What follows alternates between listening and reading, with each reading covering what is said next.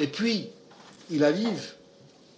cette rencontre arrive à un moment important aussi, par rapport à la réunion du dernier Conseil des ministres, où, comme vous le savez tous, un ensemble de mesures déterminantes pour notre économie ont été prises. Des mesures qui, de par le passé, moi-même, quand j'étais, comme vous, chef d'entreprise, comme vous, dans une confédération patronale, revendiquions un certain nombre de choses. C'est malheureux peut-être de le dire, mais on est arrivé, et alhamdoulilah, ce Conseil des ministres a apporté un certain nombre de réponses à toutes nos préoccupations. La loi de finances de 2015 a apporté beaucoup de mesures pour corriger et améliorer l'environnement de l'entreprise.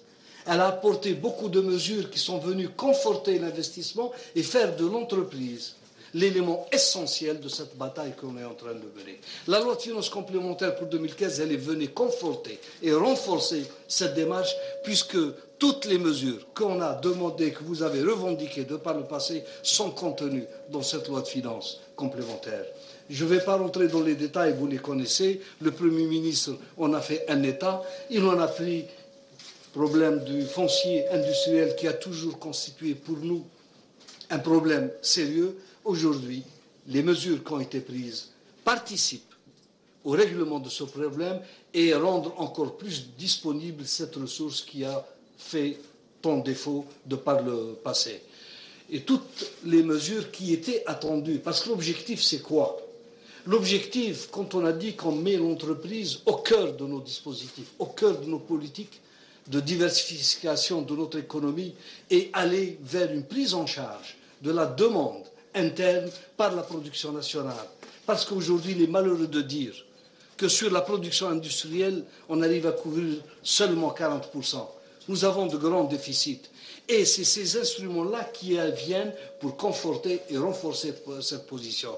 Quand on a parlé de la dépénalisation de l'acte de gestion, combien d'années nous en avons souffert? Aujourd'hui, et grâce à la volonté du président de la République en personne, je tiens à le signaler, en personne,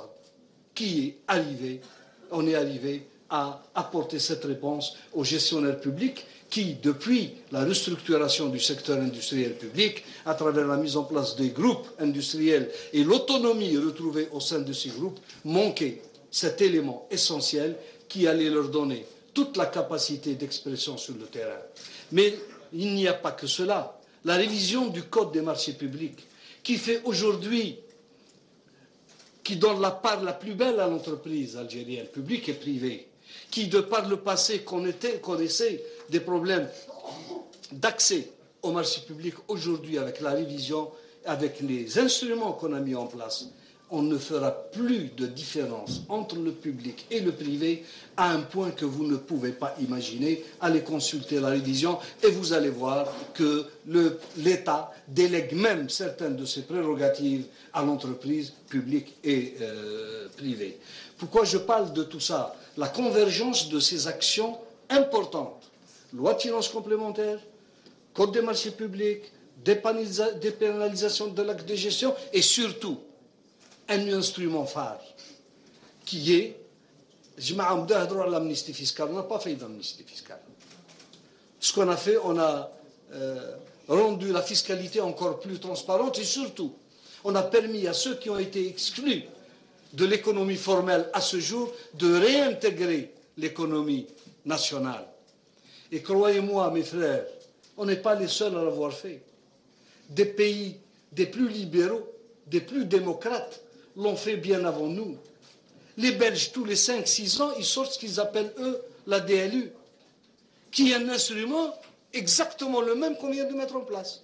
Les Français, il y a une année. Les Italiens, à 3 ou 4 reprises. Nos voisins marocains, ils ont récolté 4,5 milliards de dollars à travers le dernier dispositif.